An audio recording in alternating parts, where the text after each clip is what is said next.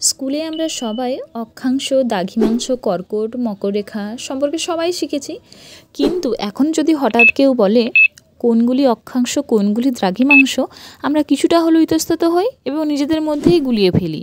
কিন্তু আজ আমি এমনভাবে উপস্থাপন করব যেখানে কোনটি অক্ষাংশ, কোনটি দ্রাঘিমাংশ বিন্দুমাত্র সন্দেহের অবকাশ থাকবে না। তাছাড়া আমরা জানব অশ্ব অক্ষাংশ কী, এর নাম অশ্ব অক্ষাংশই কেন হলো, আবার কর্কটক্রান্তি রেখা কী, মকরক্রান্তি রেখা কাকে বলে, এই সম্পর্কে ডিটেলসে জানব। এর আগে আমি আমার একটা ছোট্ট ইন্ট্রো দিয়ে দিই। হাই, আমি রেখা, এমএসসি ইন জিওগ্রাফি।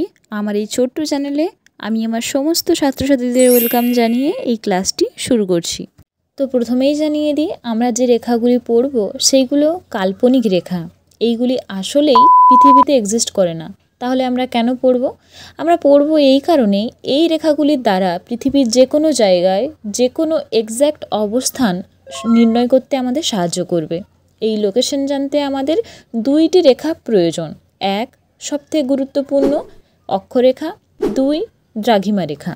এবার অক্ষরেখা বলতে আমরা বুঝব পৃথিবীর নিরক্ষতলের সেই কৌণিক দূরত্ব যা নিরক্ষরেখার সমান্তরালে উত্তরে বা দক্ষিণ দিকে অবস্থিত। এইটিকে এত জটিলভাবে না পড়ে একটু সহজভাবে দেখি।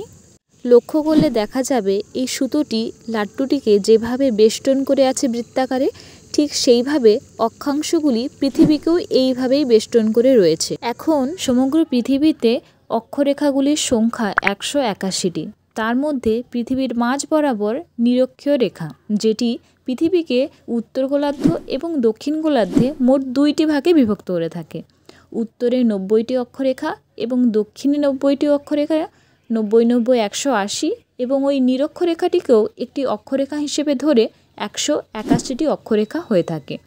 এই অক্ষরেখাগুলির মধ্যে দুইটি অক্ষরেখা আবার গুরুত্বপূর্ণ, একটি কর্কটক্রান্তি, 2 নম্বর মকরক্রান্তি। এইবার কর্কটক্রান্তিযুক্ত অঞ্চলে বিশেষ বৈশিষ্ট্য কি জানেন? এই অঞ্চলে দুপুর 12টার সময় সূর্য ঠিক মাথার উপরে থাকে, যেমন ভারত, বাংলাদেশ। আবার মকরক্রান্তি অঞ্চলে এর থাক বিপরীত, দুপুর 12টার সময় মাথার উপরে সূর্যকে দেখতেই পাওয়া যায় না। এবার দেখি অশ্ব অক্ষাংশ কী। অশ্ব অক্ষাংশ হলো মূলত কর্কটক্রান্তি রেখা 25 থেকে 35 ডিগ্রি নর্থের রেখাযুক্ত অঞ্চলগুলি। তাহলে এর নাম ঘোড়ার নামেই কেন রাখা হলো? কারণ 16শো শতাব্দীতে আমেরিকার বাজারে ইউরোপের সুন্দর এবং দক্ষ ঘোড়ার চাহিদা বেড়েই গেছিল, যার জন্য ইউরোপ থেকে আমেরিকা নিয়ে আসার একটি মাত্র পথ ছিল, যেটি পালতোলা জাহাজ, যা জলপথের মাধ্যমেই আসা সম্ভব ছিল। কিন্তু এই 25 ডিগ্রি অক্ষাংশ এলাকাটিতে বায়ুপ্রবাহ খুবই কম হতো, যার জন্য জাহাজগুলির গতি মন্থর হয়ে পড়তো। এরা সময় বাঁচাতে এবং খাদ্যের চাহিদা কিছুটা মেটাতে না পারায় ঘোড়াগুলিকে জলে ফেলে দিত। এই জন্য ঘোড়াগুলি মারা যেত, যার জন্য এটির নাম রাখা হয় অশ্ব অক্ষাংশ। সব অক্ষরেখার সম্বন্ধে এখন জানা হয়ে গেল। এইবার আসি দ্রাঘিমাংশ কাকে বলে। পৃথিবী পৃষ্ঠে যে রেখাগুলি বিষুবরেখার রেখার সাথে উল্লম্বভাবে উত্তর থেকে দক্ষিণে বিস্তৃত, সেই রেখাগুলিকেই আমরা দ্রাঘিমাংশ বলে সংজ্ঞায়িত করতে পারি। এই দ্রাঘিমা রেখাগুলির মধ্যে একটি দ্রাঘিমা রেখা, যার নাম মূল মধ্যরেখা, এইটি উত্তর থেকে দক্ষিণে সোজাসুজিভাবে পৃথিবীকে পূর্ব গোলার্ধ ও পশ্চিম গোলার্ধে ভাগ করে থাকে।